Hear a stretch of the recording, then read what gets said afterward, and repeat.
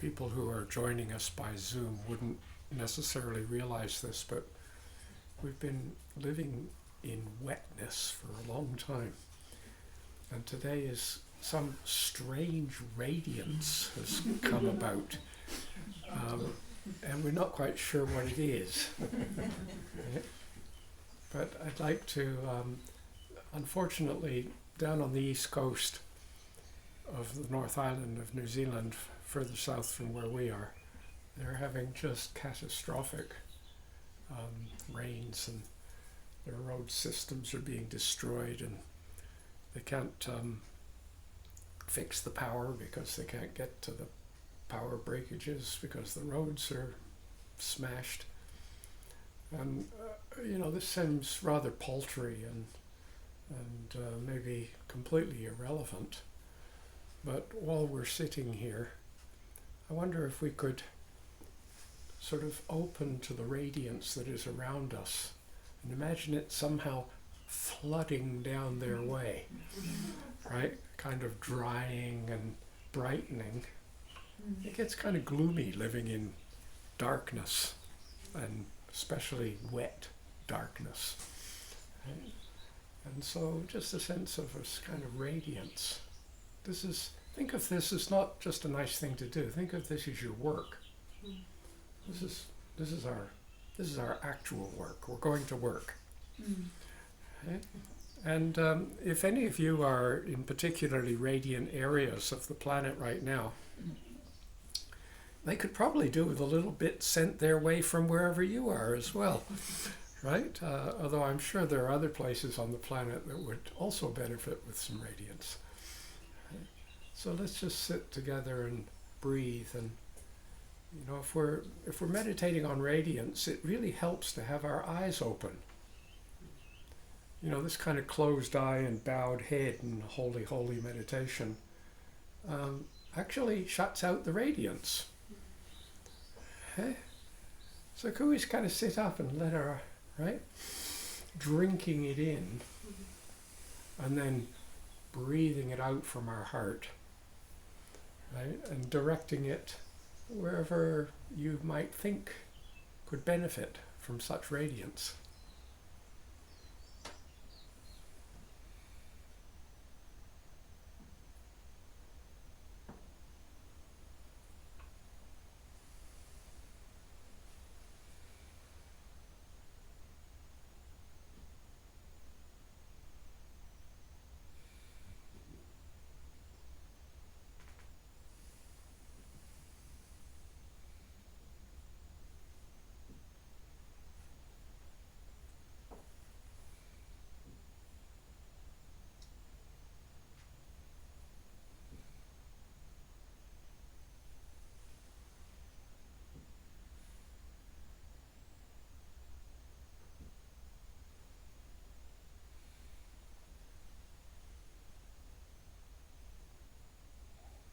Can you discover a kind of tactile kinesthetic sense of radiance? Not just something that eyes do, but something you could touch. Right? You could savor it on your tongue. Right? You can feel it swirling in your chest.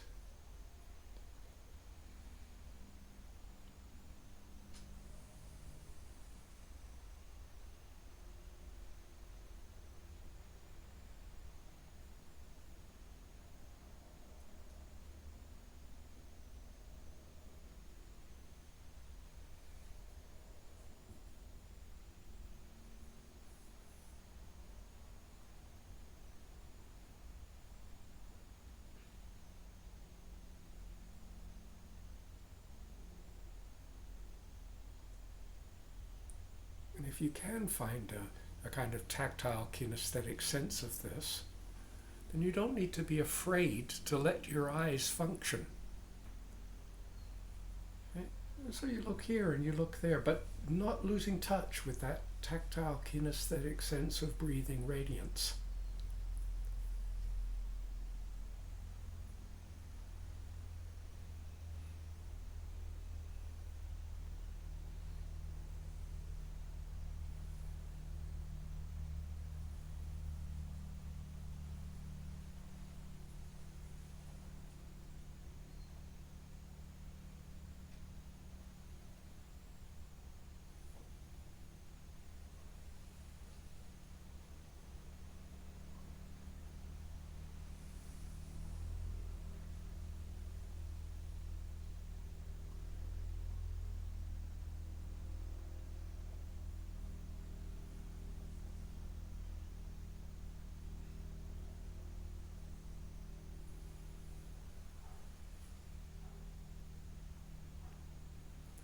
I'd like to read a few verses for you whilst you're dwelling in such a space.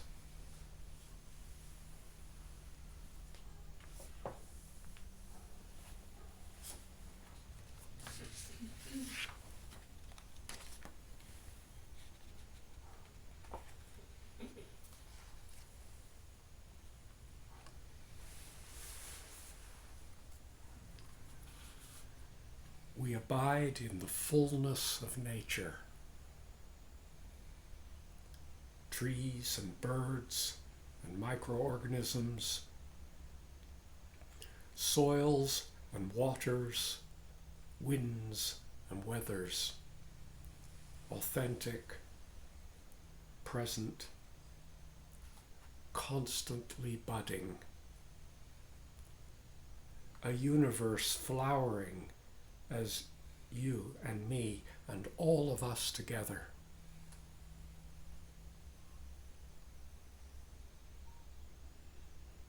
We abide in this fullness of nature. This is Buddha ground, the all-inclusive reach and range of interbecoming.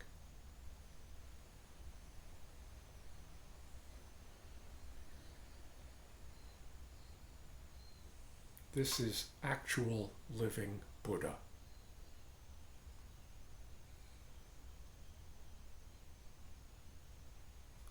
We thrive as and in an immeasurable flow, a great braided river of awakening, streamings of sentience, lifelines within lifelines, all merging as an ocean of ever fresh living nowness.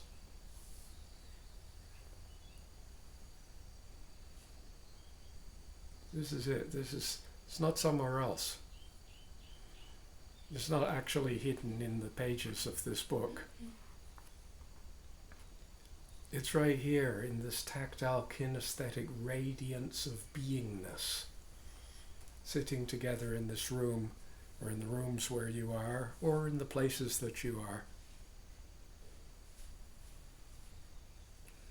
We thrive as and in an immeasurable flow, a great braided river of awakening, streamings of sentience, lifelines within lifelines, all merging as an ocean of ever-fresh living nowness. This is the central Dharma. There is no other teaching.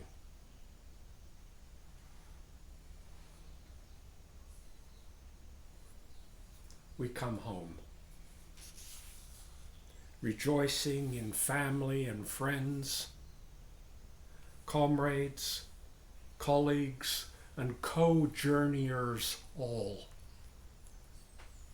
This path of perception and knowing, this unfolding community of all life.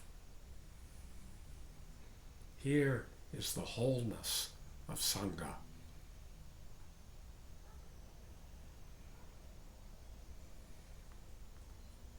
In Buddha, Dharma, and Sangha, I realize refuge.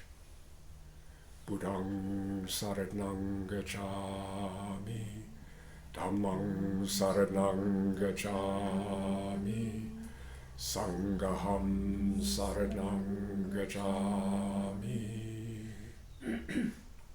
Sadhu, sadhu, sadhu. For the sake of all beings, wisdom, compassion, non-clinging awareness.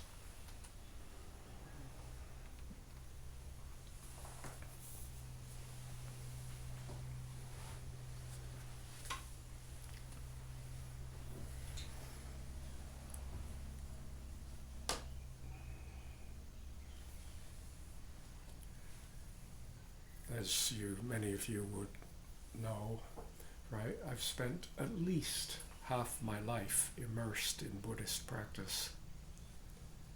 And I think that's the first time I've chanted Buddhang Saranang Gacchami in a public zone for years and years and years. Right? But you see, this is only one half. The other half was birds singing in the trees. And it's crossed my mind, actually, that a strange thing. When you get older, we're supposed to be talking about approaching aging and approaching death. You quite often, I'm not stating this as a kind of a for sure, because somebody will say, oh, it never happens to me. But I think it's quite common to have memories come up of long gone situations and circumstances, and some of them are surprising. Right? We've kind of, oh, I forgot all about that. And it just kind of dawned on me that a huge amount of my life has been lived within walking distance of rivers. And when I was a kid, we used to, those of you that, if any of you are watching from Toronto in Canada, you'll be horrified at this, but there's for the benefit of non-Torontonians, there's a river that runs through Toronto called the Don River. And my last memories of the Don River it was kind of pretty filthy and polluted. But we used to swim in it, and we used to gather watercress and just eat it straight off from the banks of the Don River. And we used to run around in the woods. Now it's just subdivisions and suburbia and shopping malls and things like this, but it used to be, and that's what I grew up in. And I was thinking, just before the class, I walked up the road and down a neighbor's driveway and stood on their bridge watching the river flow by and the forest and the birds. And actually, we were born into this living world long before we learned about any Buddhist philosophy. Or whatever particular philosophy of awakening or unfolding that is deeply meaningful for you. Okay? And somehow, at this stage of our journey, this kind of the opportunities, we focused a little bit on the challenges, and I don't know how we're going to separate the challenges of aging and approaching death, how we're going to sort that out from the opportunities. But nevertheless, we made this kind of rather dry division. Last time we met, we talked about the challenges. Now we're going to talk about the opportunities. But that's impossible, I confess now. Right now it's all over and it's too late, and we're having the kind of last class of this sequence, and probably not because I expect that all of us are going to lie down afterwards and take our last breath and that's the end of it. But I'm not kind of hinting in that direction, right? But I'd like to speak further about opportunities and challenges, and I would like to just take a moment to thank people who sent in observations or questions. Strangely enough, I'm going to thank you for these from a different point of view than you might think. Not because, now you've given me something to reply to and then I can brilliantly reply to this, right? But because it feeds me. Right?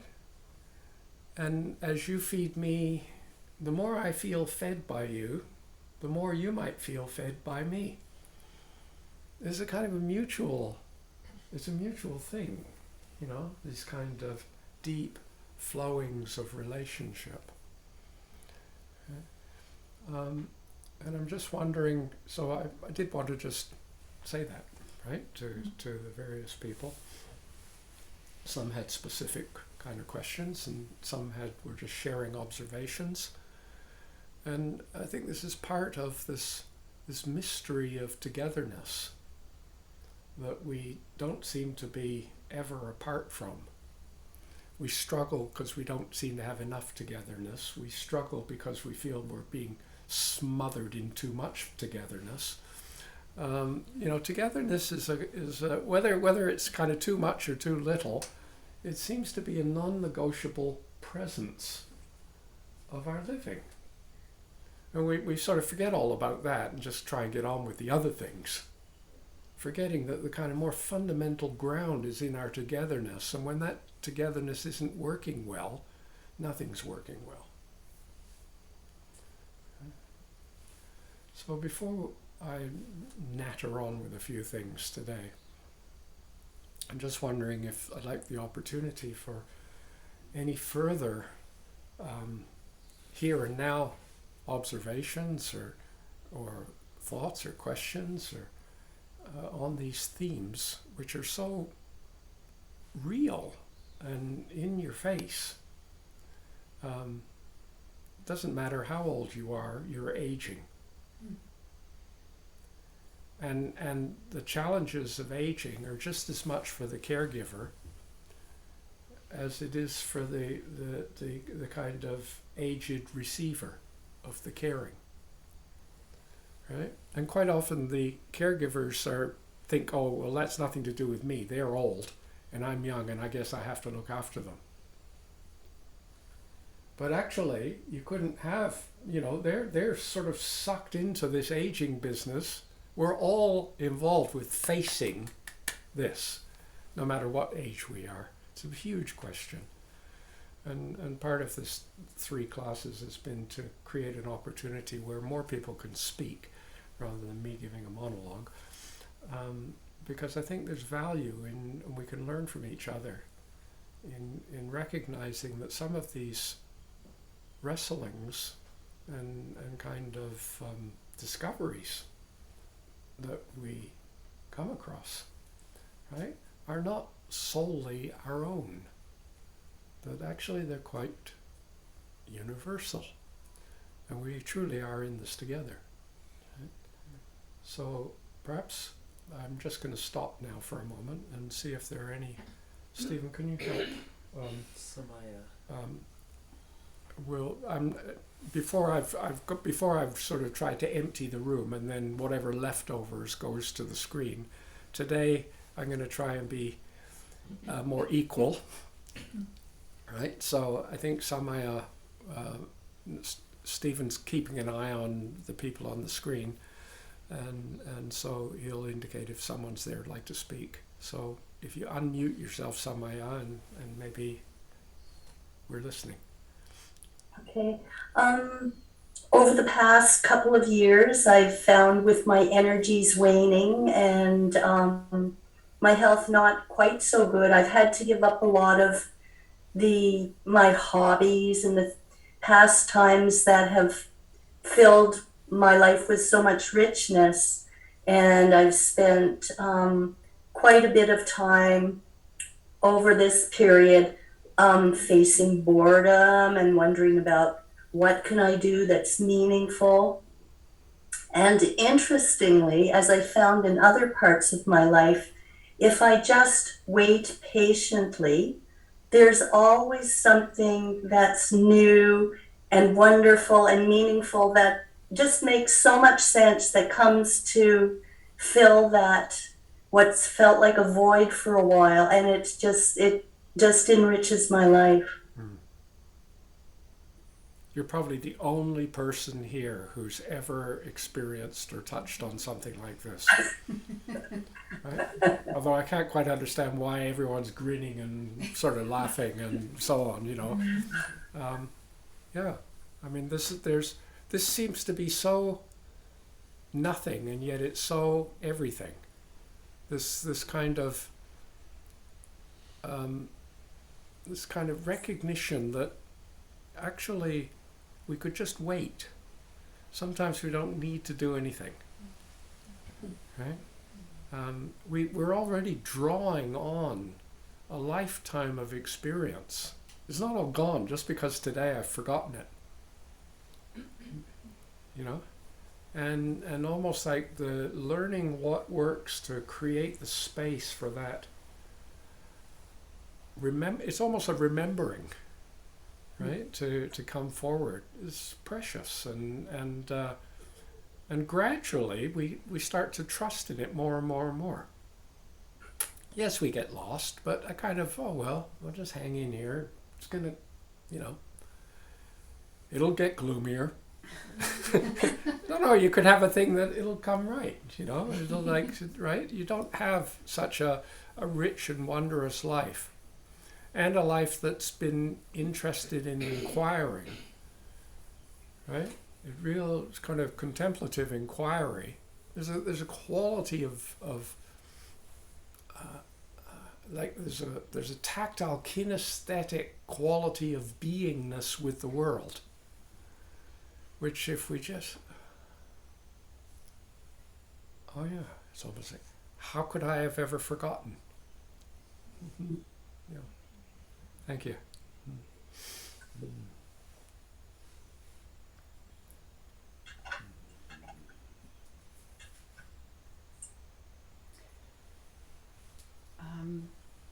You're touching on the problems of togetherness, either too much or too little, or however it is. I've struggled with too much togetherness with my son and his small daughter in our little house, and wanting to do the good thing and support them in a time of difficulty. I struggled a lot, and now that I've come to the part of the struggle where there's more letting go and allowing the gifts of our being together to come forward,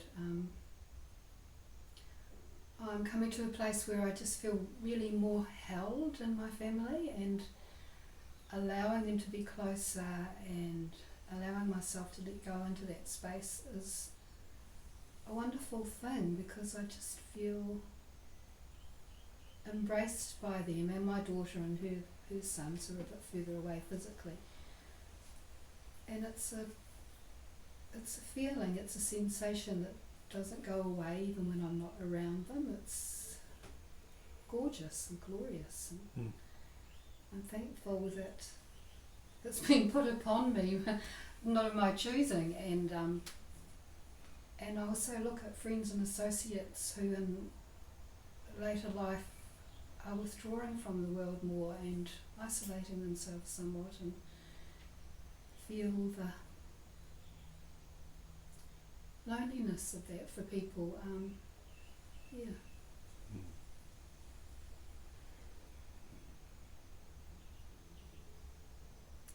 We've raised this kind of word in past classes of eldership, and a kind of rediscovering eldership and what that might imply, and me being a kind of verbal literalist, sort of I thought, oh well, it's a kind of like a elder waka. It's a kind of, it's a ship is a boat, right? It's a boat, and it floats on an ocean. And eldership is the ship that floats on an ocean of culture. Mm-hmm. Right? We're kind of this thing, and thinking in terms of, like how sometimes you feel like your ship is sinking, and sometimes you feel like your ship is good, right? And to realize that approaching aging and approaching death is not just a matter of gradual falling apart. It's also a time of enrichment and maturing. And I'm wondering if, I'll just finish this idea and then come to somebody who wanted to speak here. I'm wondering if this kind of enriching and maturing, which comes out of meeting with the falling apart. It doesn't, you unfortunately, you don't get to a kind of a rich, mature life without crashing. a kind of a crashless life doesn't have a possibility of enrichment and maturing. It's just so privileged and so everything's gone so well and taken for grantedness, and they've never, in a sense, actually learned the art of being with not being able to control it. Right? And nobody said, well, I think I'm going to learn the art of not being in control. That'd be a nice thing. Nobody chooses that. No one in the right mind chooses that. Huh? Yeah. However, it's thrust upon us. Right? And and I'm thinking, the in many of the sort of Theravadan scriptures where they tell a story about someone's awakening, and at the end you get this kind of party line phrase. You kind of wonder what was the matter with all these people, that they're all these brilliant, unique individuals, and then they awaken and then they all say exactly the same thing. It's really strange, And they say, done is that which had to be done. Right? And this is one of the challenges of this stage of our life is, you might say, our unfinished business. The sense that we've not yet done what has to be done.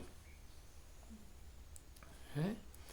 And there's kind of two aspects of this. Like this, we have to learn how to, part of what has to be done in terms of unfinished business is that I'm carrying around me gnarly states of anger, frustration, vindictiveness, hunger, yearning, desperation, right? I can kind of fake it out on the surface and it's a sunny day and it's not there, but it kind of creeps up and gets me. Huh? This is carrying around, and it's like unfinished business keeps on knocking at the door, right? And we often think of these kind of difficult challenges as being, unfortunate illnesses or curses or, bad stuff that happens to us or is done to us. Right? But imagine for a moment, like, why on earth do we find our minds kind of knocking at the door with certain types of thoughts, right, that are kind of going on? It's like, and it's quite common, actually. It's not uncommon for people to think, well, how can I deal with this? That's the unfinished business means dealing with it. Dealing with it means suppressing it, stopping it, eliminating it, and getting rid of it. But imagine for a moment, just imagine for a moment that you really were a schizoid personality, right? Instead of just being an unconscious schizoid personality. You talk about my mind. I wonder who these two beings are. There's me who has a mind, and then there's this mind that seems to have a mind of its own. Right? It's kind of a peculiar thing, right? And so imagine for a moment that whichever one of them is you, I'm not going to try and nail that one down, right? Whichever one of you is you, right, is sitting in your house and it's a lovely day and you've just had an absolute perfect cup of tea and you're just, one of those, kind of, it's great. Everything's just really lovely, right? And then there's this kind of tentative knocking at the door. Knock, knock, knock, knock, knock, knock. And you're kind of magnanimous and you're in a happy state and so on. And you go and you answer the door and there's someone there who's full of vindictiveness and negativity and awfulness and so on. You don't even recognize at this moment that actually it's the other half of you, right? And they're knocking at the door not saying, I'm going to bugger up your day. No, that's not what they're knocking at the door for. They're knocking at the door and saying, can you help me? Can you give me some attention? Can you... And imagine for a moment you were in a good state. you might actually give them attention. Right? You might not judge them in a negative way. You might do what you can to allow them to relax. Right? This is like, and in a way, like sometimes without the kind of challenges side is this face of unfinished business. It kind of comes up. It's kind of like I've been neglecting that and neglecting it and neglecting. Some of it's pretty awful, and some of it's just sad. Like the lost opportunity. We've hinted at this in other ones of these classes. Lost opportunity to express your love and appreciation for someone, and then they've died, and it's too late. That kind of thing. That's not such a nasty one, right? But it can come up in your being as regrets. Oh, if only I'd, what I really regret is that I never did a 10-year retreat. It's kind of like, it could have been a good life, but, I regret not doing that. It doesn't have to be a nasty thing you're regretting, but it's just the regret is, at that moment, think of it, it's like you're kind of, when you're in the grip of this regret, you're not available for the living that's present, right? And there's a kind of tendency to, how do we deal with this, right? And then that's something that has to be done. When the bhikkhu or the bhikkhuni said, done is that which had to be done, it wasn't just glorious realization of all the jhanas and so on and so forth, right?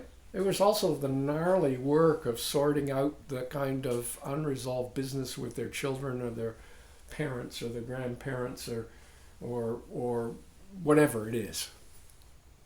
Right? That too was done. Right?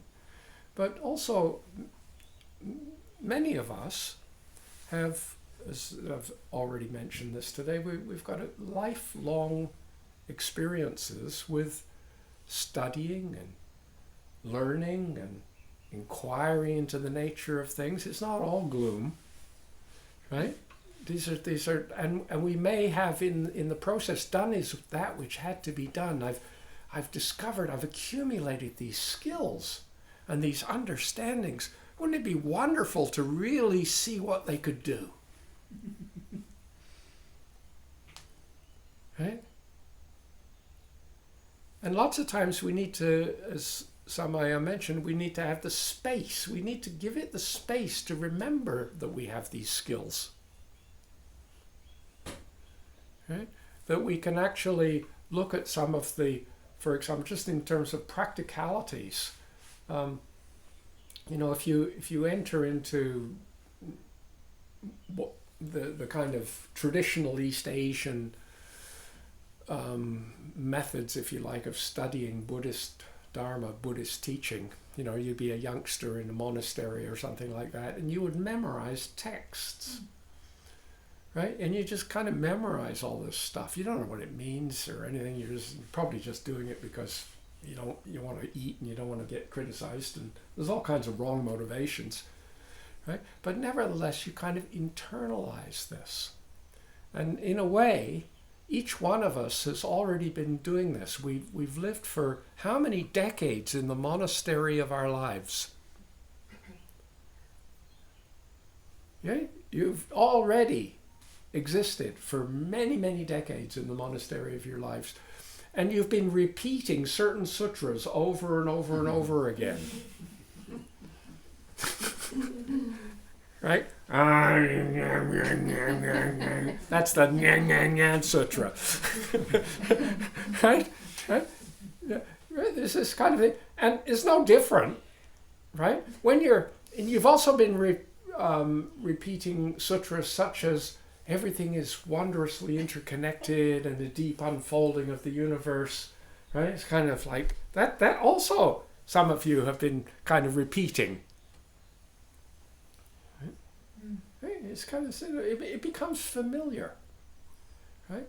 And if you look at those of you that have been involved in kind of conscious meditative Dharma practice for many years, right? You probably, if you look at it, you'll find you've had many moments of huge enthusiasm for particular forms of practice, right? Oh, you're doing this. Oh, we're doing that. Oh, we're doing this. It was one of the kind of great talents of Namgyal Rinpoche was that he somehow managed to be able to convince people who were around him that the practice that he was teaching and what they were doing was the most important thing in their entire life, right? And you throw yourself into it with tremendous vigor, and then you know, if you actually have a kind of an overview, you realize, oh yeah, but what happened 10 years later is doing something totally different,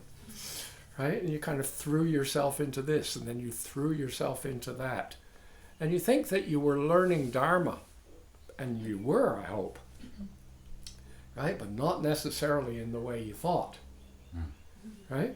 Because you start to see there's kind of essential supports which you begin to recognize are useful for you, right? When you feel ill, when you feel weak, when you feel brain fogged, right? All these kinds of things, you naturally, you don't have any choice, you reach for habit.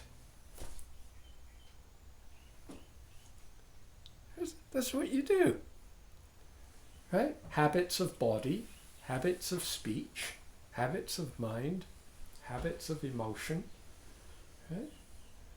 And we start to, and when if you're really stuck, if you're really challenged, it's not really a time for you to intellectually think, now what should I do about this? I think maybe I should, there was a text there, I'll get that Hevajra Sadhana and sort of go into the details of the you know, the descent of the blessing and so on, and that was it, right? No, you don't do that. You reach for something which is simple, it's absolutely intimately at hand, and it's like real for you, right? And so I think of these as Dharma supports. You know, it's like the part of our work in this process at this stage of life is to kind of really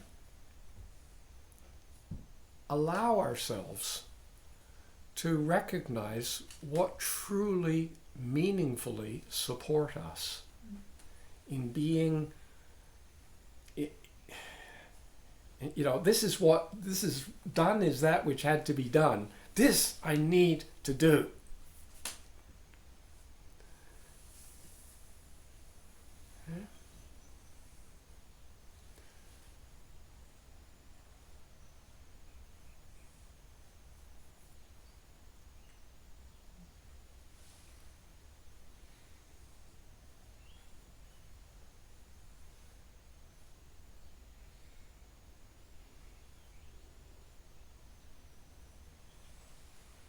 If I'm busy with a whole lot of activity, and then all of a sudden that activity no longer seems to be happening,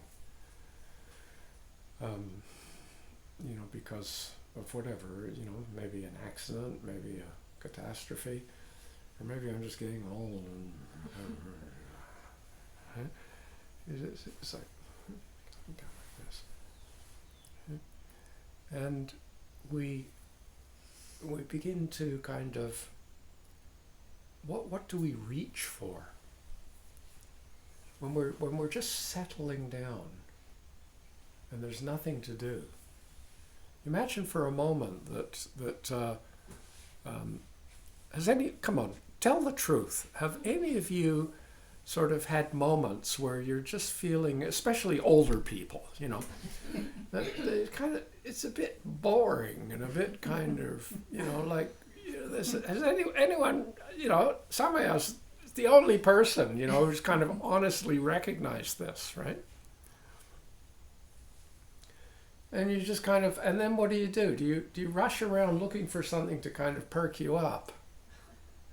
Right? Oh, maybe that sadhana or that sadhana or this study or that study. Okay? Have you ever read and studied a Buddhist text which you found was incredibly inspiring? Has anyone ever done that? Right? I hope so. Right? For those, because I know there's lots of people around here, kind of those that aren't particularly Buddhist inclined, you're off the hook. It's not that you should do this, but you have your own equivalent, right? And have you ever had a state emerge where you might pick up that text and you look at it and it just looks utterly meaningless? This is just dry, right? It's not a life raft. It's not a ship. It's not in maybe you got kind of younger ship, middle ship, elder ship. There's different kind of flotation devices, right? And we kind of move through this ocean of beingness. Okay? And so, raising this question, like what really touches me in a deep way?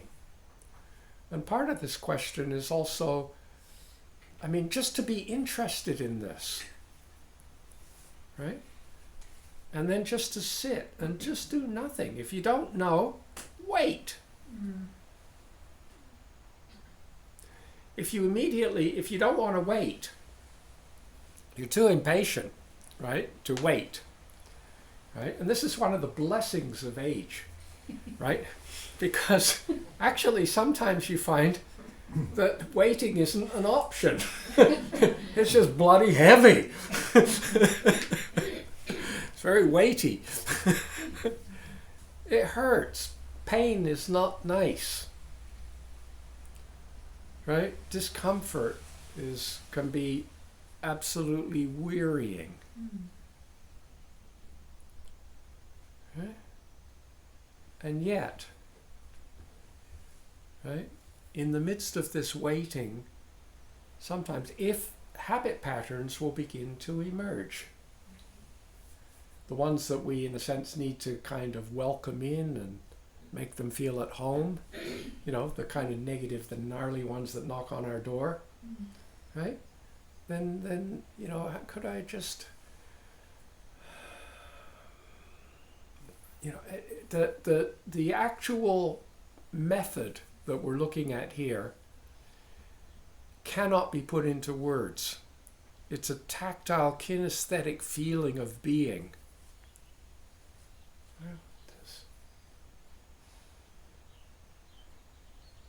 And then to actually give yourself to perhaps various aspects of Dharma teaching which have inspired you, which still inspire you. And to the opportunity of aging is also that you got nothing much to do. Right? And not only that, but this is something incredible.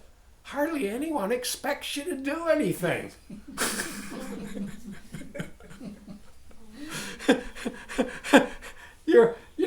Hey, I'm here. But actually they're going, well, there's some old geezer saying, I'm here. Actually life, the younger generation has moved on. They've kind of captured the wave band. Okay? Oh, I feel, what an opportunity. What a wonderful opportunity. Right? To do nothing and to expand into the fullness. Okay? When we're feeling all right, that's what we can do. When we're not feeling all right, we can answer the door with kindness and patience and love. And rather than treating the unfinished business as a burden, right? Which it's quite reasonable to see it as a burden, but it doesn't actually help to treat it as a burden. It might be reasonable to see it as a burden, but it's not skillful.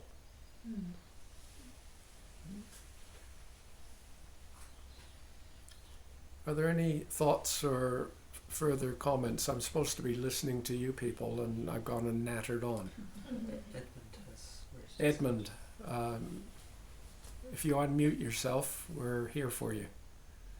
Oh, hi, Tarchin. Yeah, thanks. Thanks so much for the teachings. It's wonderful to hear you again. I've been, as we get older, there's such an emphasis now. It seems on memory and people falling into Alzheimer's, and as we live older, we're forgetting stuff. And I wondered if you could. I've been contemplating this, and I mentioned it recently to a friend of mine, and that there's just vast parts of our lives that we'll never think about again, and that they're, for all intents and purposes, gone. And we like to think that they're easily accessible, but I think we lose that access as we get older. And that and I've been thinking about a way to work with this, because I know a lot of people that have, and I'm losing my memory every day. So, but that it's okay to forget things. It's okay not to remember all these parts of our lives, and I wondered what you thought about that. I agree. I mean, if you find yourself living with someone with some form of Alzheimer or who is definitely struggling, wrestling with not being able to remember, if you've lived with a person like that, you realize that there may be initially, before you really accept that, you get irritated and frustrated with them. I'm just speaking in an ordinary way. It's like, what's the matter? I already said that. Don't you remember? And as if somehow, they're intentionally not remembering just to kind of be nasty. And so we if we are a reasonable being, we are gradually forced through the pain of such an experience to be a lot more gentle and supportive and patient with this, and also not kind of interacting with that person in a way that continually indicates that their lack of memory is a failing on their part. Right? Now, what I'm talking about is not a technique that you have to go and study psychotherapy in order to be able to do. I mean, people just learn this through doing it. You get better at it. Some people don't. It's awful. It's very sad. Right? But the reason why I've started here is because that's an illustration that many of us can relate to. How about applying it to ourselves?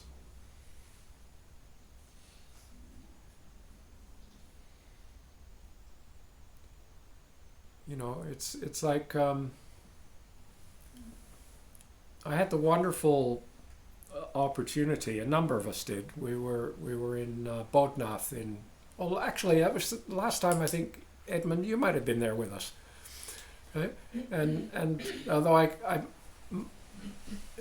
don't remember whether it was this trip or one before, but we were visiting Chogyam Rinpoche, who was the Shakya Trizing's main teacher. So he's a very elderly senior kind of Rinpoche in the Shakya lineage. And when we had first met him back in the early 1970s, he'd just ridden on horseback out from Mustang to Dehradun, And then he was giving these Vajra empowerments and all these kind of incredible teach. And I remember he was like you know how the Tibetans have these kind of their robes. They have this like vest, and it's almost like football shoulder pads, you know. And he had these huge. There's a photograph of him, and he's sitting there, and he's got these massive biceps, huge, strong man. He had memorized all the texts of all the traditions, and he could give all these. He was like, you know, complete in every way you could imagine, right? He's kind of a Superman. And we were all quite in awe of him. And then this last visit, which happened just actually months before he died, and I think he was in his late 80s or something. I'm not sure how old. He was quite old. And he had actually shrunk in every way you could think of, right? Suddenly he was like this little thin guy, you know. He's kind of like, and his face was kind of, and he was in, basically, you're not supposed to say this, but you know, a Western diagnosis was he had quite severe dementia, right? And he didn't really remember anything. Right? And he just sat there on his throne, and people were coming from all over the world to kind of pay respects and thank you, you know, the kind of last visit before he dies. Right? And he just sat there, and he was just this kind of inferno of loving kindness. This kind of there was just this kind of, people would come in and Rinpoche, Namgyal Rinpoche had a few months earlier had given a Vajra empowerment at the Dharma Center, and I had been helping out with that, and we came across a number of problems with the text, and because we received this text from Chogyam Rinpoche, part of this visit, our visit, was for me to try and clarify these kind of points in the text which didn't seem to be quite right. And his answer to all my questions was just go and see the abbot at the shack. He'll do it, right? He didn't try and do this. But in the meantime, our involvement with him was strung out over about a week. And because I had a lot of questions, and somehow we had this connection, was able to do this, that I would sit outside his room in the kind of waiting room, and I'd see people come in from Taiwan and from, you know, Southeast Asia and so on, and they're all dressed up in their Sunday best, their silks and their traditional clothing and so on, you know, very special thing. And they're all really kind of uptight, you know, you could see them like arranging their offering and arranging their white scarf, their kata, so that everything looked really nice. And there's kind of they want to do it right. They want it all to be perfect. And it's kind of they're meeting the great holiness. They go into the room, and then about 10 minutes later they come out. They're totally relaxed. They're beaming and happy and free and natural and so on. And then I'd go back in and we'd continue with whatever we were doing, and then somebody else would come and I'd have to go out while they came in. And I saw this happen again and again, and I thought, well, if you're going to lose your mind, and nothing's left but just extraordinary loving kindness and caring for whatever's going on, right? I thought, what a great way to go. This is kind of an example to me of how I could actually lose my mind in a way which I was quite happy to do. Right? And I mean, on another experience, Mary and I were visiting her mother towards the end of her life, and Mary hadn't seen her mother for quite a while, but nevertheless her mother was also losing her memory, right? And the kind of main caregiver was Mary's sister, and so we went to the hospice where mother was, and and Betty said, "Mom, this is Mary. This is your daughter." and Helen looked and she said, "You're not Mary. Mary's much younger."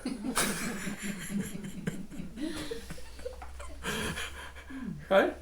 And then after a few moments, she said, "But that's okay. You can be my Mary."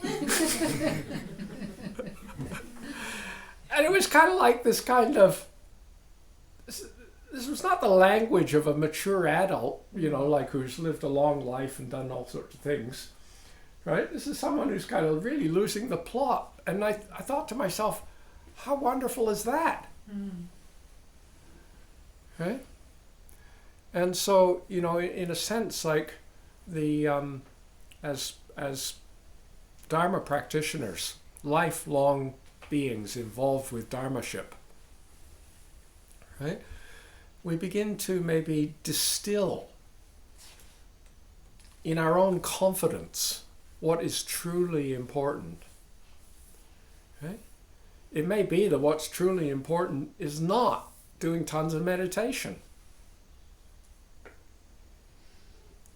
Right? It doesn't mean that it doesn't mean doing meditation. Right? But this is like this sense of this question, what is it that has to be done? This question is profoundly on our plate at this stage of life. It's less on our plate when we're young. We go, oh, what would be nice to do? What would be neat to do? What would make me famous? It's what, like, what could I do? But when you get older, this is like what must be done. Right? In order to,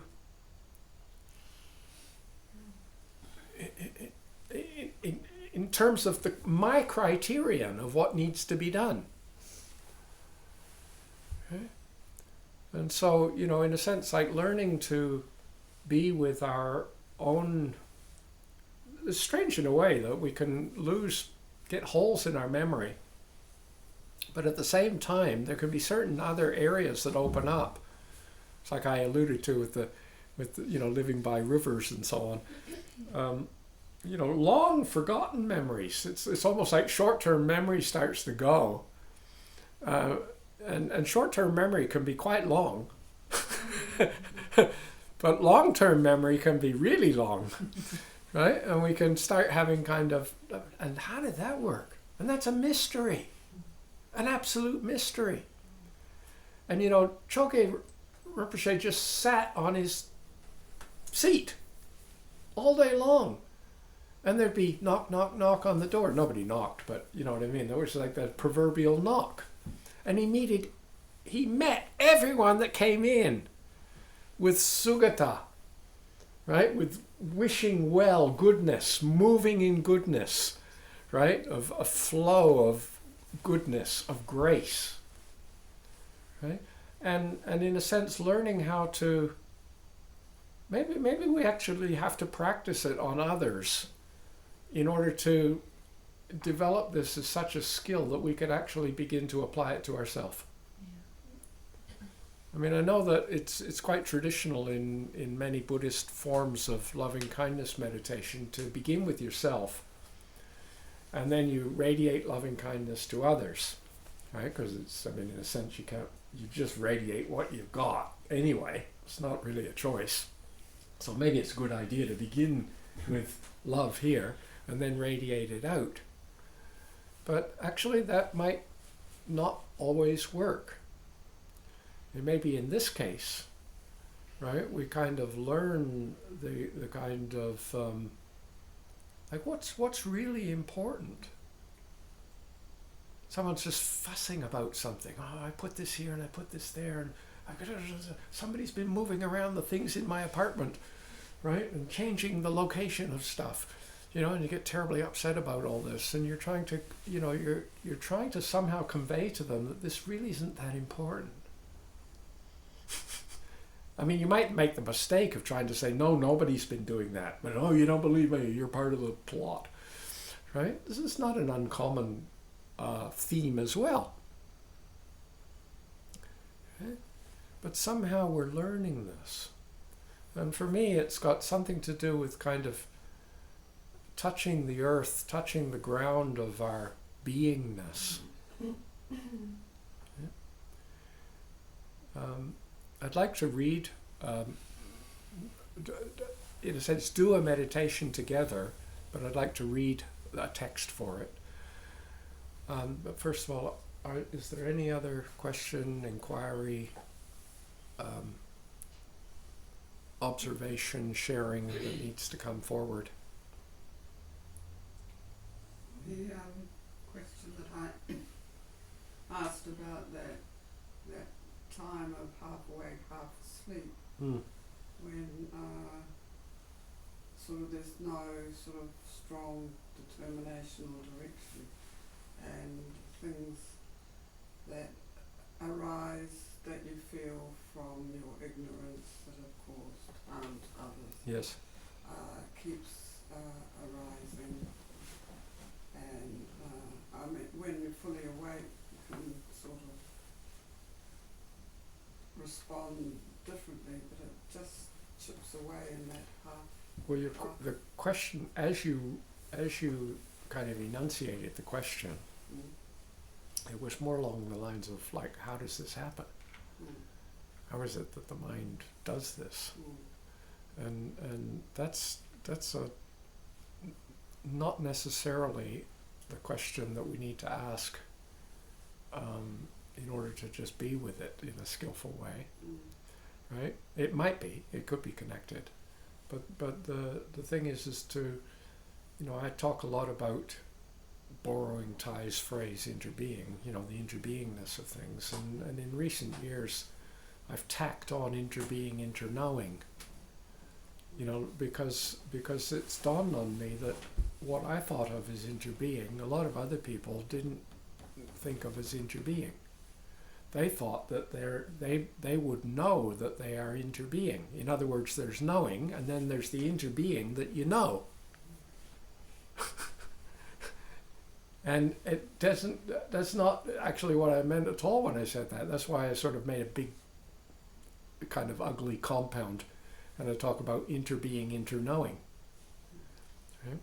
And so the thinking, it's like, how is it that when I'm in this kind of, where do these thoughts come from?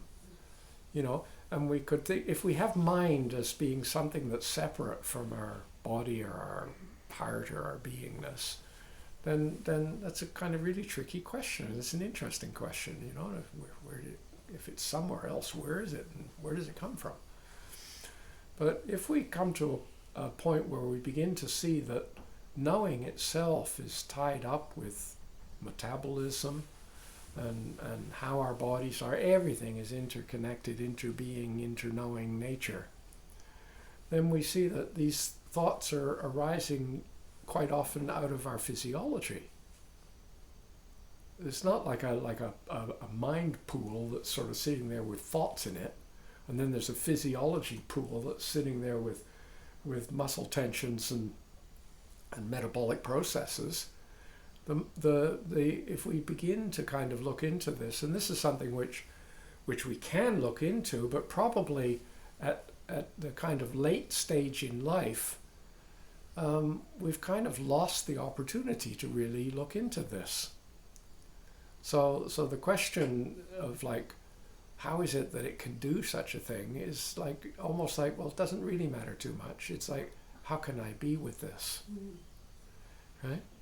And for that, you need to somehow have supports which are so simple and so practiced that you pick them up without thinking. Right? And so, I mean, I can suggest all kinds of things, but it's not, when I suggest them, it's not that one should do this, but if one does this, then this is a good thing to do. Right?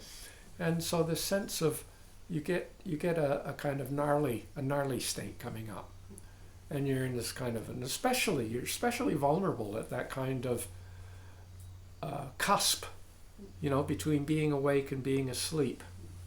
You know, it's kind of like the ego control is weak, right? And but you're not asleep. It's kind of like it's just kind of in there. I mean, I wonder in a way if that kind of place of being isn't partly what aging's about too. It's like we're permanently in it. We get on this kind of, you know, right? And so, you know, we could, for example, it might, for some people, right, to kind of just go gnarliness. I'm here for you. This doesn't mean you don't know what you're going to do for it. But that you could do. You could, like Chogyam Rinpoche, really, he didn't say that to people. They didn't come in and say, "So in Tarchin, I'm here for you," right? He just sat there and gazed at you and smiled with you and engaged with you in a such that you felt he was here for you. You know, it was like it wasn't conveyed in the words; it was conveyed in the beingness, right? And that somehow an increasing. This is something we learn. We do it. That's a great idea, right? Many of you have practiced this kind of thing on and off. You know, you've got anger coming up, anger, breathing in. Contact your breathing because that's physiology. It's not just a mental thing, right? You can join it with breathing, right? Smiling, breathing, present. I'm here for you, right? And sometimes it's wonderful. I've suggested this practice to people, and they go, "Oh, I'm plagued with this problem," and so on. And I say, well, why don't you, when the problem comes up, just smiling and breathing and mentally go, "I'm here for you." And they go away and they come back and say, "How's it going?" They say, "Oh, it's fantastic. It worked, a miracle." I said, "I'm here for you," and it vanished. Right? And then later on they come back and say, "It doesn't seem to work anymore." I say, "I'm here for you," and it's still there. And I go, "What do you mean you're here? I'm here for you. What are you doing being still here?" You know, actually, if I'm really here for you, I want you to stay. Right? Not only that, but would you like a cup of tea? I mean, there's a famous Milarepa story of him offering tea to demons, you know, after he tried to destroy them with vajras and daggers and techniques and get rid of and so on, and eventually, and their eyes got bigger and bigger like saucers in the back of the cave, and eventually he sort of thought, "Well, would you like a cup of tea?" And they began to shrink. It was just a story, a teaching story, right? It may be something just remembering, you know, if there's quandary, you don't even know what it is. Breathing. There's a point. It's not that it's simple. Not that breathing works; it fixes it, but it's part of giving the space for the patience, for our intelligence to come to our rescue, our own intelligence to come to our rescue.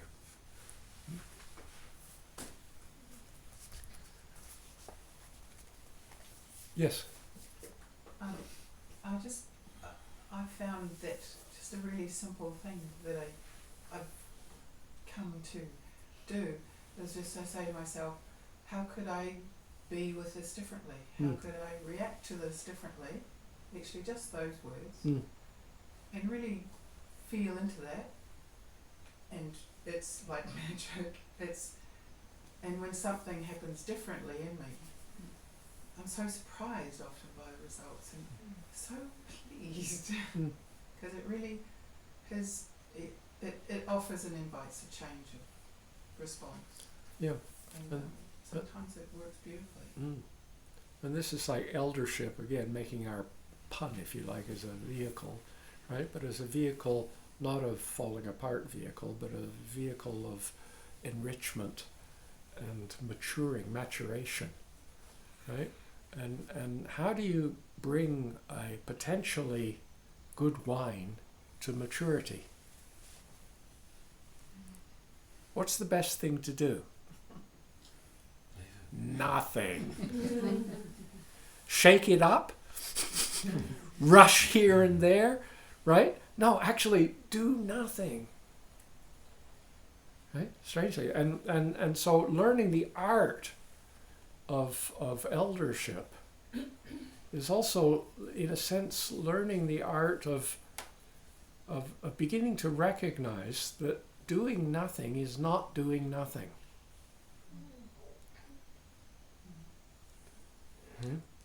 It's like you think.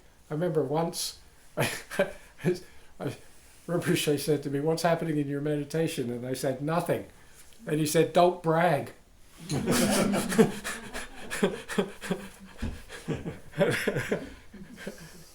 He said, "Didn't you have any pain in your knees or irritation or impatience or anything?" "Oh, yeah, I know." He said, "Well, that's something happening." "What do you mean nothing's happening?"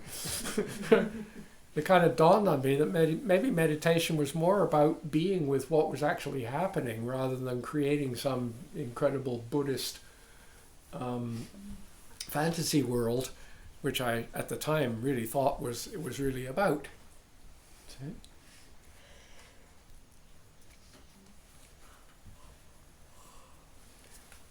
Anne sort of drew my other Anne too. Drew my attention back to a book which I thought, oh yeah, actually, that's not a bad book. True Refuge, right? And I think, and as I look through it, I think, well, actually, it's just absolutely full of suggestions for learning the art of eldership. Okay? And not so much that it's suggesting wild and new things, but that it's reminding us to create a space in which we can then remember out of our living. Okay? And there's a confidence that's there. When that remembering comes out of our living, there's a confidence in your being which actually conveys to others. It's not just a kind of nice feeling you've got. It's a gift that you can share with others, not by necessarily blathering it away, but just being it.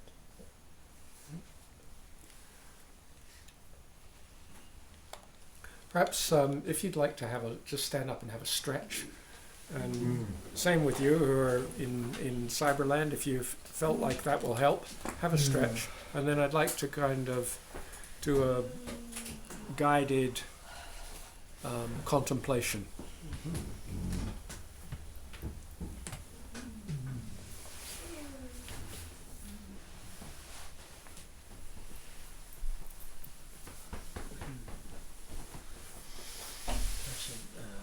Sean Malcolm had his hand up, just so you know when the time's right. His black screen, I believe, on the bottom right. Oh, yes, okay.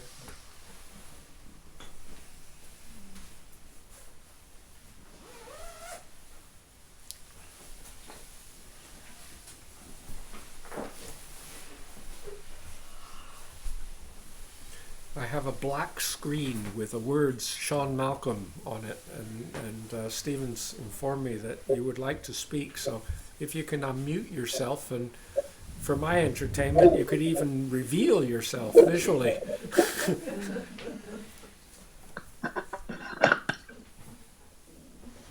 You're gone. Oh, there you are. Yes. We're good friends of London. Yeah, try without the video, because your voice is breaking up so much I couldn't quite hear you. It's just, how's that sound? Much better. Much better. Yeah. Okay, cool. Good. Yeah, I suppose my question's in alignment with the youth and the up and coming generation, and I suppose the overwhelm or the exposure in which we have through the internet and the information age, and what would your insight be around the youth and where the youth is going, and how my generation I'm 35, can, I suppose, practice a regular practice or adopt some kind of mindfulness, what would you suggest, yeah, our generation can do, I suppose, to adopt some mindfulness and a regular practice, and how to avoid the overwhelm or the overexposure of information in which we have, something in alignment with that. Yes. Just a small question.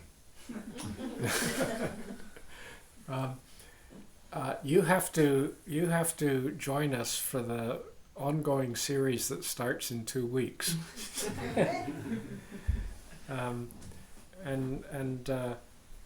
I say that both sincerely, but also a little bit kind of wryly, tongue-in-cheekly, because the sense of, like, to make our practice practical. I'm an old geezer. Old geezers have always, the nature of old geezerliness is that you look at the younger generation and you say they've lost the plot. Right? Now, I was once a younger generation, and there were old geezers who looked at me, right, and felt that I'd lost the plot, but I don't feel like I lost the plot. Right? So I'm wary to make any statements about young people and what they should or shouldn't be doing, because, I'm biased. And I can't do anything about that, right? But I can also recognize that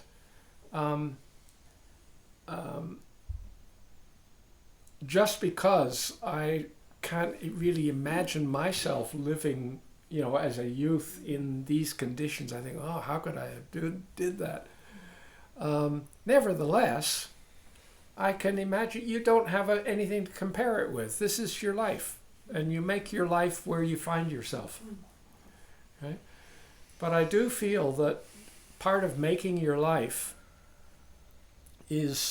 involves finding out what constitutes your life.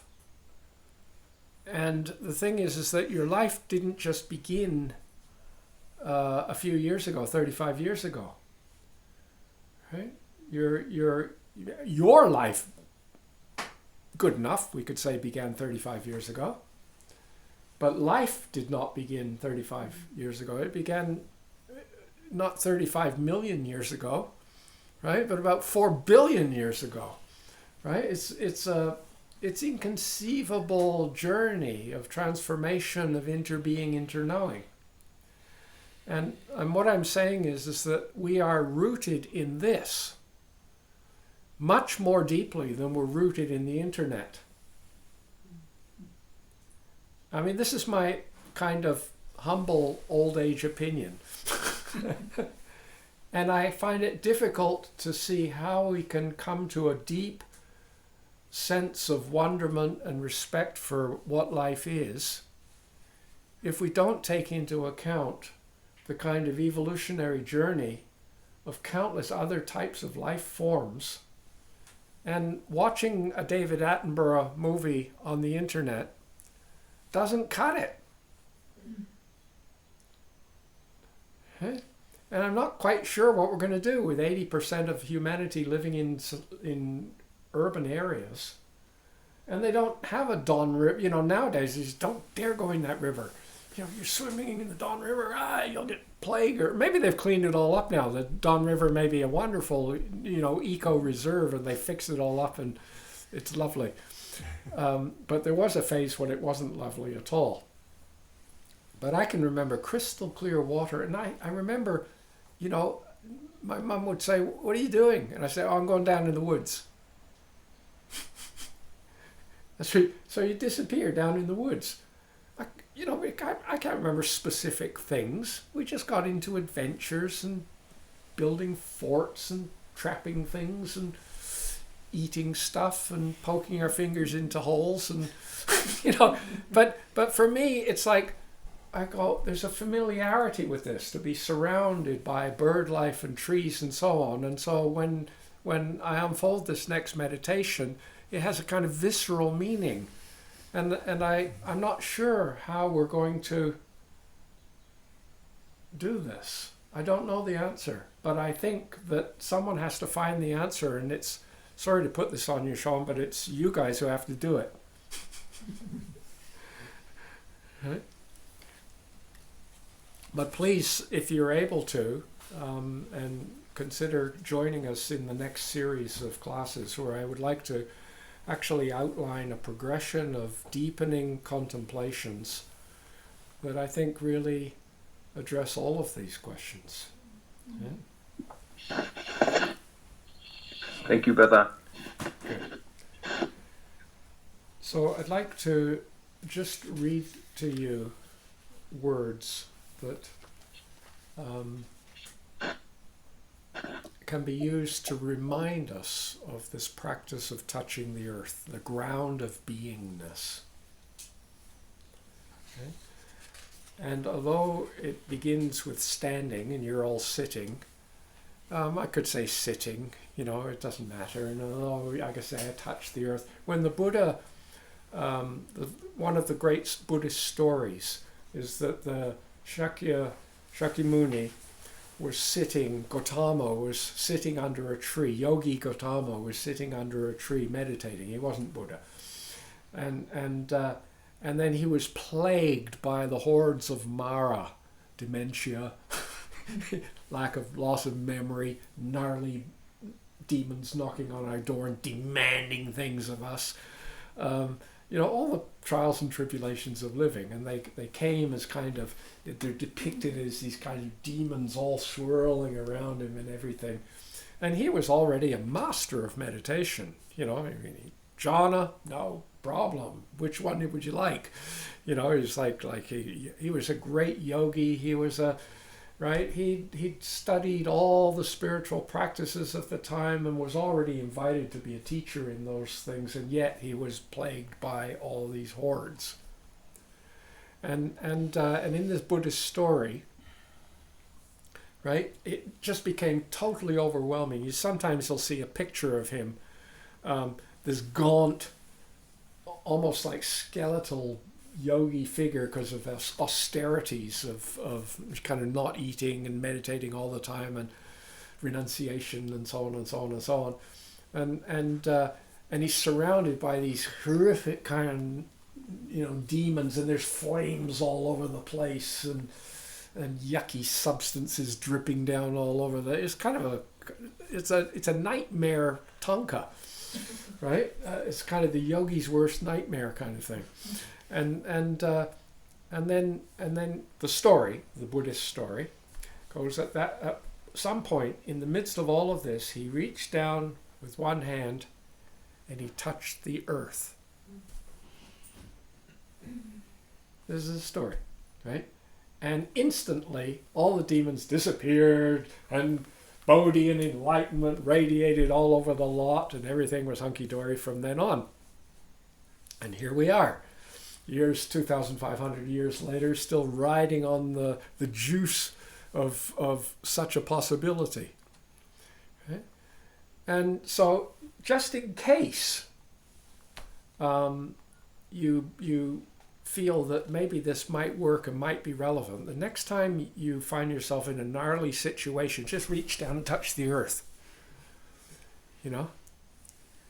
But if you find that reaching down and touching the earth doesn't lead to huge radiance and enlightenment for you, then perhaps consider that touching the earth was actually a metaphor for something more than simply reaching down and touching the ground. Maybe it had something to do with getting into touch with the ground of being, the ground of interbeing, interknowing. Right? That we all are continuously merging from and disappearing into. Okay. Standing, feet firmly upon the earth, I soften into my bones and muscles. My whole body swaying in space. Probably if you're sitting, your body won't sway so much, but if you're standing, with your eyes closed particularly, you find there's just subtle little swayings. It's quite natural as you keep your balance. Right? A dancing of fine adjustments supporting this upright posture. Breathing in and breathing out, I feel the tides of air, the ebb and flow, the endless, intimate breathing with a living world. Present. All my senses are open, seeing, hearing, smelling, tasting, touching, and thinking. And this is the kind of the preliminary that starts off each one of the sections. So I'm not going to read all those preliminaries each time, right? But this sense of very simple, like just stopping and realizing wherever you are, you're resting on the earth. Right? You're breathing. Right? You're breathing with a living world. You're breathing with the green plants. Right? The ebb and flow. It's already there. It's not something you have to create. If you're alive, it's happening. Present. Right? All your senses are open. Smiling, breathing, present. I open the doors of appreciation to the vast ecological ground of becoming. So you're having a think. You're having a very gentle, sensitive think-feel. Right? It's kind of like it's not a non-intellectual thing. There's a bit of intellect in here. You're thinking about it. But at the same time, there's a sense of still aware of my breathing, aware of my body swaying and so on.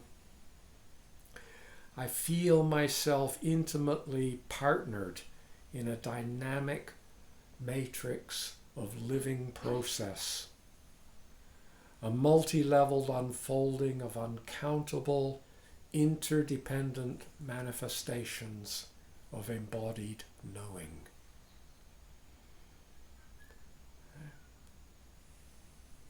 And just for a moment, like you're in relationship with this butterfly, with this bird, with this wind, with this room, with this ambience, with the shifting light play, with the sounds.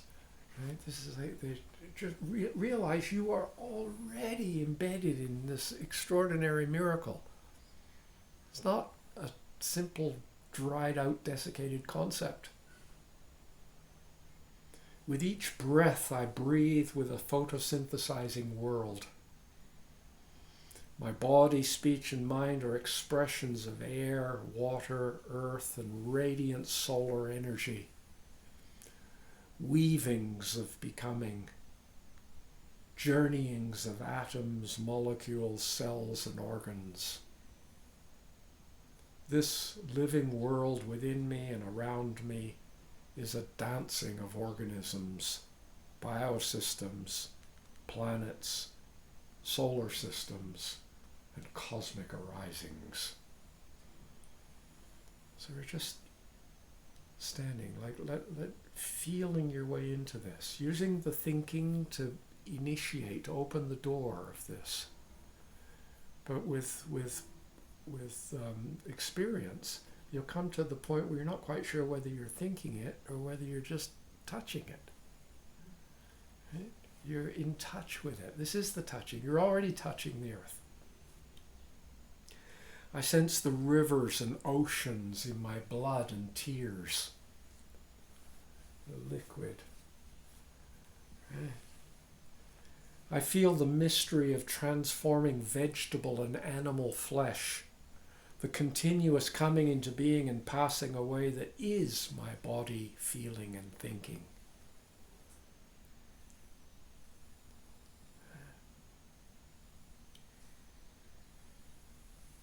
With awe and wonderment, sensing the beginninglessness and endlessness of everything that is, experiencing this as the ground and soil of life, I touch the earth. And sometimes in some of the practices, we actually prostate, touch the earth, right? Lay yourself down on the ground, right?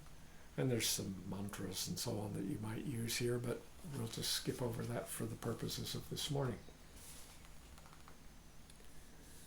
So this is, I think of it as a triple ground. I'm embedded in a triple ground of being. This is the first ground, our ecological ground. Okay? I realize that when there are no humans around, I mean, this loneliness of old age, the isolation of old age, is it's not nice. I don't like that. So I open my eyes and my ears, and I don't feel isolated with birds and light and rain and wind and earth. And I walk in the forest every day, and I spend increasing amounts of time not writing books, not studying, not meditating, but actually just being in more intimate connection with a larger, living, non-human world who don't abandon me. They don't say, oh, the trees go, I'm not interested in you, you're getting old. Right? The trees are just as interested in me now as they were, and the birds and the bugs and the etc., etc., etc. It's available. Right? And I feel fed.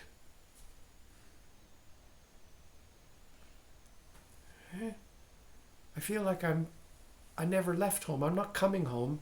I never left home. Where's your true home, your true refuge? And the second ground of being, of the triple ground of being. Right? We're standing, we're breathing, we're present, all that preliminary. Standing, breathing, present, I open the doors of appreciation to the genetic and historical river of becoming. My mother and father, grandparents, great-grandparents, a beginningless chain of ancestors extending back as far as I can imagine. And you might have a sense of sitting here and kind of imagining yourself back through this lineage of places, and you get so into that imagination that you lose touch with being here, sitting here doing this imagination. That's not the meditation. Right? We're beginning with this idea, and you realize that actually habit patterns, some of these thoughts, these kind of textures of thought, they're not even the specific thought. It's a kind of a texture of thought, irritation or worry or concern or planning or whatever it is. Are they my thoughts? You might begin to realize that actually some of the texture of my thoughts, and I hesitate to tell you because you might be terribly disappointed, but some of the textures of thoughts that you pick up coming from Tarchin are not Tarchin's at all. He just copied them from his mum and his dad. But the story gets a lot grimmer because they copied some of these patterns from their mums and dads. Right? And actually, what is all these patterns from all these beings? It's this right now, here and now moment. This is all of these beings. Right? And we start to have a recognition that, in a sense, you don't, it's not like an accumulation of patterns. You get stuffed. I mean, we're just constantly accumulating through. I mean, this is why the purpose of forgetting. Edmund, if you remembered all these memories, right? It's bad enough you got all your own memories you got to deal with, but what about kind of the memories of your parents, right? Or like cultural tragedies that are kind of held in cultural memory, right?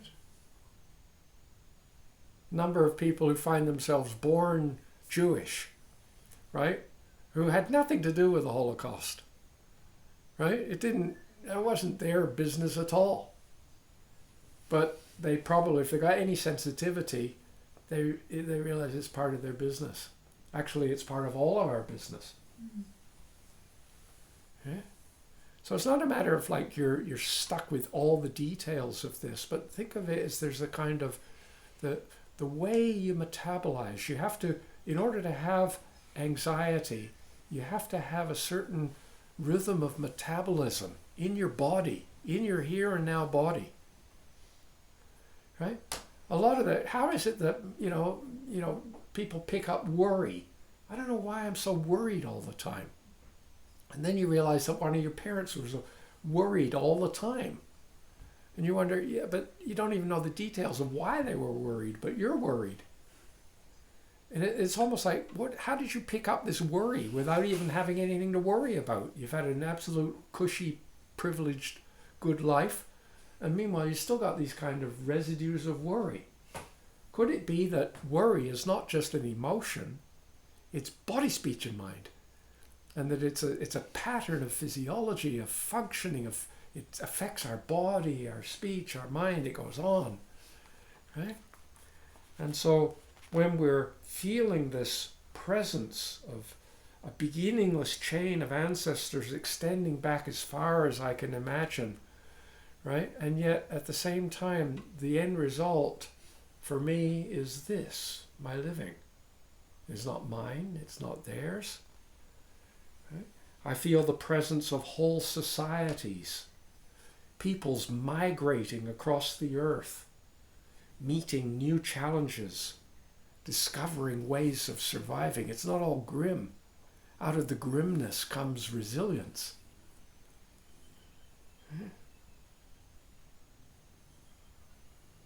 Passing on knowledge to future generations, a river of talents flowing through as an eternally creative present. We've inherited a river of talents, thinking patterns, feeling patterns, appreciations for dancing patterns of sounds or music, right? Arts, right? All kinds of human endeavors, right? We're embedded in this. It's not all of us, but it's not us. We're like just for a moment touching, opening to this. I feel your presence in the shape and workings of my body, the dance of my senses, the play of my attitudes, the history of mammalian life, the unfolding mystery of living forms, weaving the story of becoming that is this planet, making itself known through me and around me. Slip back to the other ground. Trees, birds, my hearing of this, parents, like, if you ran really fast, could you get out of this? If you didn't want to play the game and said, well, I'm out of here, I'm going to do something else, could you get out of being this? Eh? There's something wonderful about choicelessness. Eh? And it's why such meditations are so profoundly vibrant for many people in their old age and approaching death. Because they don't need to perform anymore or to sort of pull off any stunts of control. They have an increasing, like an ability to remember this. I feel your presence flowing out into my children and my children's children, generations of ancestors yet to come. Knowledge of healing, of educating, of growing food, building shelter, of arts and sciences and religion and philosophy. Feeling this vast repository of talent and knowledge empowering my body, speech, and mind. Experiencing this as the ground and soil of life with profound wonderment and respect. I touch the earth. And in the end, you come to this place. The details vary depending on situations and circumstances, but the details are not what's important. What seems to be important is the sense of wonder, the sense of awe, the sense of reverence, the sense of gratitude, right? The details of how we find this. And then learning to live with each other with this. And then the third ground. Standing, breathing, present. I open the doors of appreciation to all the beings who have been Dharma teachers to me. Yogis, gurus, mystics and mentors of many lineages and traditions. Artists, musicians, philosophers, scientists, adventurers, writers, educators, social activists, healers and friends, beings who have inspired the unfolding of my life in the direction of wisdom and compassion.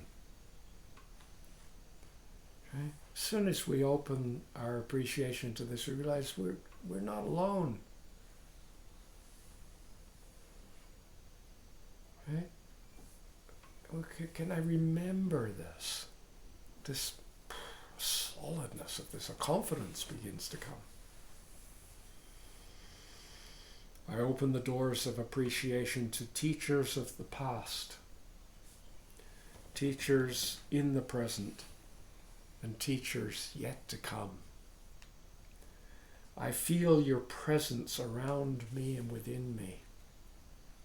People came into Chogyam Rinpoche's presence, and most of them didn't speak any Tibetan, and he didn't speak their language. He just sort of smiled and said a few words in English, grinned and laughed a bit, and they walked out transformed.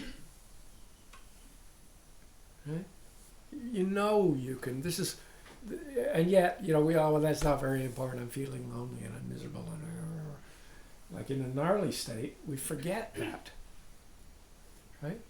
But if we've tasted it, and if we taste it again and again, it's like reading the sutra until you've remembered it.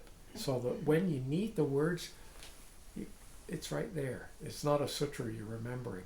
It's smiling, breathing, present. It's just, you just do it. Right? You inspire and shape me in innumerable wondrous ways. You are expressions of the very foundation of my being, reminders of what is truly functional and meaningful.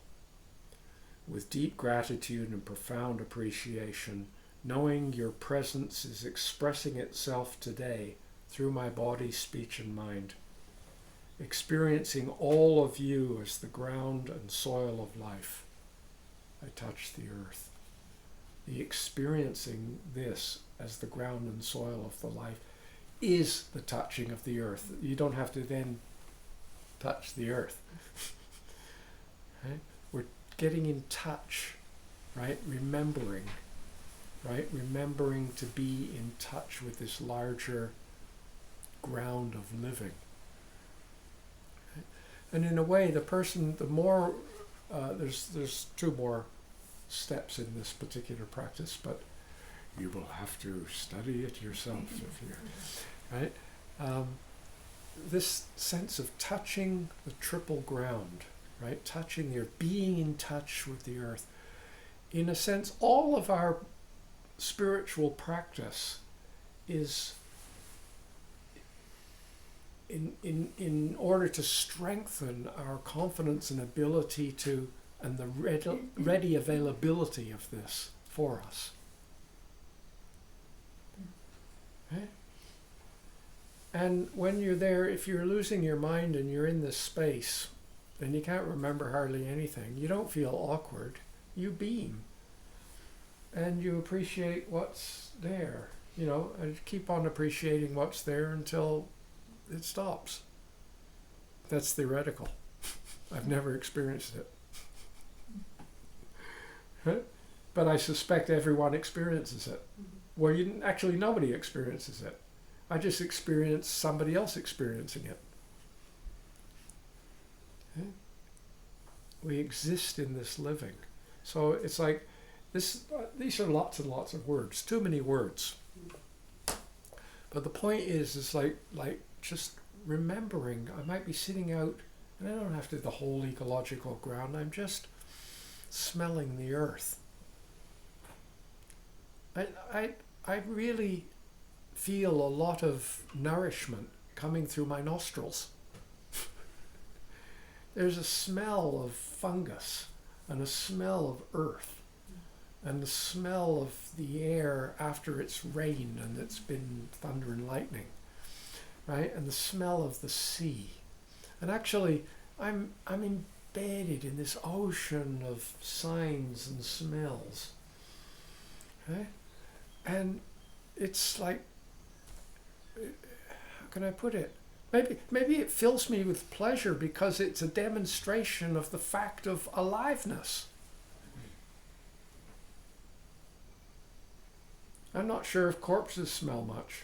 They stink, but they don't smell. So can we bring ourselves to this? Can we, my mother, when she was entering into the last phase of her life, and she said to me one time, she was still able to have these kind of conversations, and she said, I've dabbled with so many different meditations, and I've got all these books on meditation, and every time you come by, you're telling me something, but I don't actually practice anything. And so what do you think I should practice now? What would be the best thing for me to practice at the end of my life? And I said, well, there's a very profound practice you should do. You've got your favorite chair, and you make yourself your favorite cup of tea, right? And you sit in your favorite chair, gazing out the window at what's in front of where she lives. And you sit there and you sip your cup of tea, and you let your mind wander, right? And if whoever comes into your mind, or whatever situation comes into your mind, just wish them well. Oh, happy, hello, just let go. That's all. That's the best meditation to do now. Yeah? That's good. And on that note, I'd like to just finish with one last kind of reading here.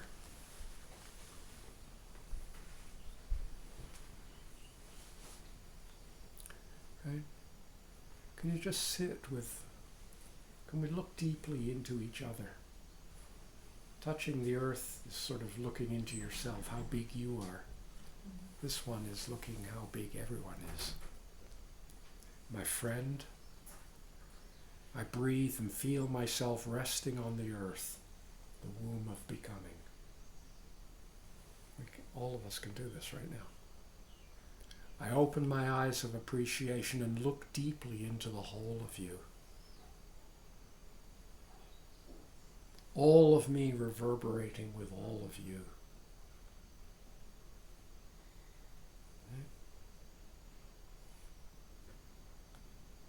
I see your mother and father and brothers and sisters. I see your aunts and uncles, your cousins, grandparents and great-grandparents. I see acquaintances and passing strangers. All these beings, each and every one of them have needs, hungers, appetites, feelings of lack and feelings of aspiration, web workings of reaching and becoming. Okay? So your child comes to mind, or a long dead brother, or friends, acquaintances, strangers, doesn't matter, delusory delusions coming into mind, right? Look deeply into all of you, right? Seeing them as a ground, this triple ground, there, right in front of you. Could we train ourselves to see others this way? I breathe and look deeply into you and see the whole world, the universe unfolding in the uniqueness of being that is you. My friend, you are immeasurable. Even the tiniest or seemingly least consequential part of you is immeasurable. To feel the vastness of your being, both giant and small, fills me with immense wonder, awestruck in the face of mystery as big as all the universe. I touch you, touching me, touching all. The immeasurable mystery of life in all its fullness. My friend, I feel the tides of my breathing and rest embedded in the wonder of now, drinking in the transience that is you. We can do this with, right, as old people, we can do this with all the people that we're meeting. But as younger people, we can do this with old people who are on their deathbed. Right? I feel the tides of my breathing and rest embedded in the wonder of now, drinking in the transience that is you. The tapestry of causes and conditions, each shaping your existence, people changing, societies changing, cells changing, molecules changing, sun-sent photons, water cycle, earth, and organisms and photosynthesis in a world of greenness. This living wholeness, this mirage-like shimmering, this ever-freshening newness that is you.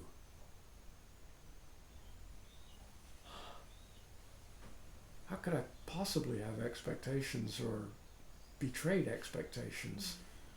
Right? If I realize that you are this living freshness now, even the living freshness which is nearing its own breath. I reflected on this meditation deeply and profoundly, sitting day after day with my unconscious mother in the hospice, gazing at her body. Just this vast mystery. Right? It's each being is here.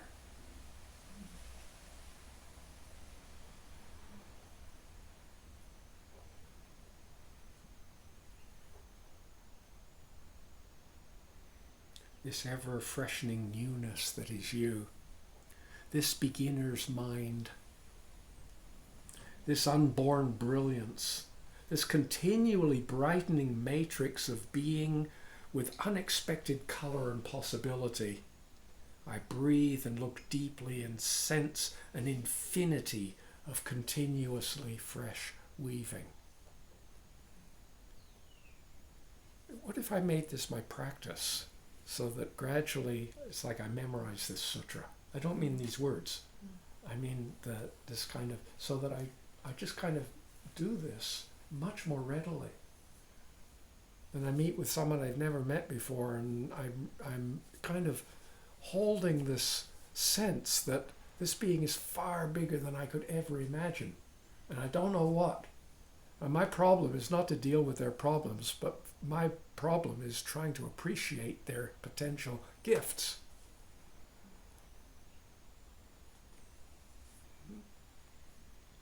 Unpindownable. The moment I grasp you, you die. And birth into someone I've yet to meet. Indefinable, immeasurable mystery of life in its fullness. My friend, the breath of my knowing ebbs and flows with the ebbing and flowing of your breath of knowing. The uniqueness of your being defies comparison. Not like so-and-so, not like yesterday, not better than before, or smarter than him, or more honest than her. This universal mystery of you is incomparable.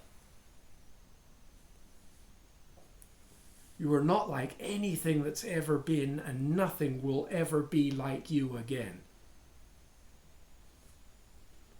I rest with the fullness of what you are. All judging, all valuing, good, bad, indifferent, dissolving in the vibrant surprise of nowness. My friend, you truly are immeasurable. And so, again, our extraordinary koan. What would it mean for all of me to be present with and for all of you?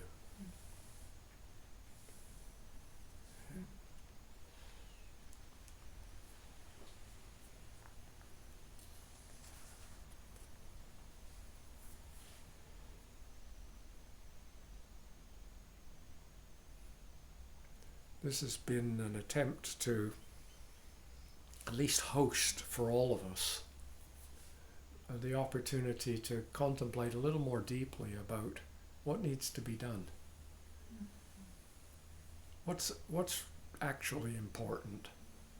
It doesn't mean that these other things, it's a mistake to think, oh, all those other things are just mundane stuff, not important. You take away all the mundane things and there's no you, there's no us, there's no nothing. Right? But it's a big mistake to think that the story of achievement and accumulation and control, right, is going to hold us in good stead at the end of our life, when our ability to control, can't even control your bowel, your bladder, right, can't control your memory, right? Get all kinds of little tricks, notebooks, Mary. But then I have to do the same for her, you know, right? You can't, you realize that actually you weren't in control when you were conceived. No, Dad, don't do it that way. Oh no, that's much of, oh yeah, that's really, you're doing really well. You're not controlling. You're finding yourself awash on this timeless beach of now, discovering beingness anew. Right? And all of our practice is kind of, whether we're doing anapanasati or sadhana work or mahamudra practice and so on, all of it is bringing us to a deepening confidence, knowing of this ungraspable, vast mystery, and a willingness to give ourselves to this as fully as we can for as long as we can. Okay? And I think actually, and there's no right or wrong, and it's not there's no fix. You know, if you just do it this way, stick your finger in your ear this way and breathe that way and manipulate some little bubble inside you in a certain way, everything will be hunky-dory. My guess is that it's highly unlikely. Right? Nevertheless, doing inner yogas and practices and so forth may have been part of your journey of coming to a deepening confidence in this larger interconnectedness. So, on that note, I'd like to leave you with this question for each one of us. What is it that has to be done? Right? Can I meet with the gnarly bits with wonderment? Can I support the kind of enriching and maturing of the wine? My life, my living. Okay? And can we help each other to do this on the way?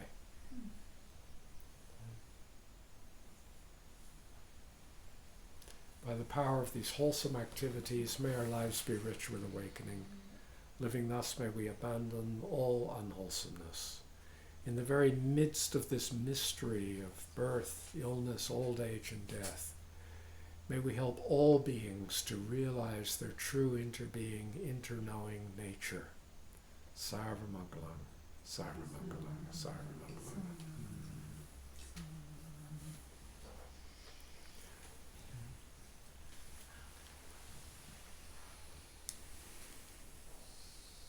In brief, the opportunities of this stage are infinite, and this is our 3 sessions here have raised the question. In our next time we meet in 2 weeks, we'll meet again, and at that time after that they'll be monthly, right? And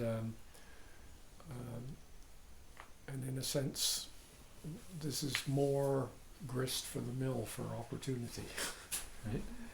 Of deepening practice in a way which I think is quite applicable to a myriad array of life experiences. It's in a sense more universal approach. And so in 2 weeks we'll have the first kind of introduce the theme, and there'll be this kind of tacit kind of nudging on my part of instead of saying, well, do whatever you like, just be kind, smile, breathe, present. I'm going to go, no, actually, it's really good to put some time into this. You need to kind of make it a habit. Talk about getting rid of your habits. No, well, at least get rid of the bad habits if you're going to, but keep the good ones and develop more good ones. Right? There's kind of contemplative work can be enhanced by practice. Yeah. So thank you all, everyone, wherever you are, and may all be well for you. And until next time, however it is that we meet.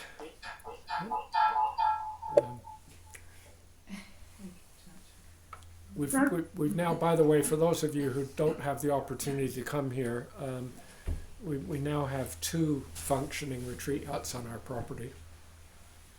And so if I can, Mary and I, just extend the invitation to people to come, and not to come and study and learn stuff from me, but to come and take advantage of what I feel is a wholesome ambience, to deepen into that which needs to be done according to your deep wisdom and understanding. And if we can support you a bit and encourage that while you're here, that's extra, right?